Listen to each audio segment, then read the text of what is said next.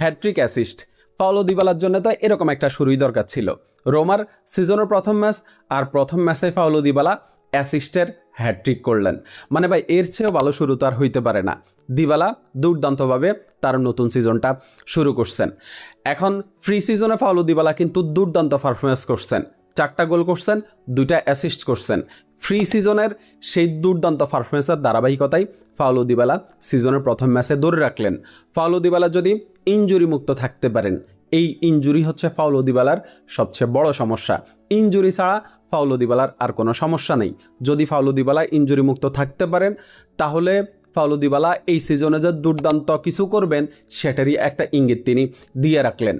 আর Paulo দিবালার খেলার মধ্যে এখন একটা আত্মবিশ্বাস দেখা যাইতেছে। আমি এর আগের একটা ভিডিওতেও বলছি যে পাওলো দিবালার এখন প্রতিটা রান, প্রতিটা পাস, প্রতিটা ড্রিবল সব কিছুতেই একটা আত্মবিশ্বাস আমরা দেখতেছি।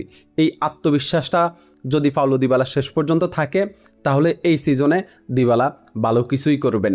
আর এই ধারাবাহিকতা যদি দিবালা ধরে রাখতে পারেন, ইনজুরি মুক্ত যদি দিবালা থাকেন, তাহলে আর্জেন্টিনার জার্সিতে আমরা আবারও দিবালাকে দেখার একটা স্বপ্নই কিন্তু দেখতেই পারি। দিবালার জন্যে শুভকামনা থাকলো। আশা করি দিবালা তার এই ধারাবাহিকতা ধরে রাখতে পারবেন এবং নিজেকে পুরোপুরি ফিট রাখতে পারেন। ধন্যবাদ সবাইকে।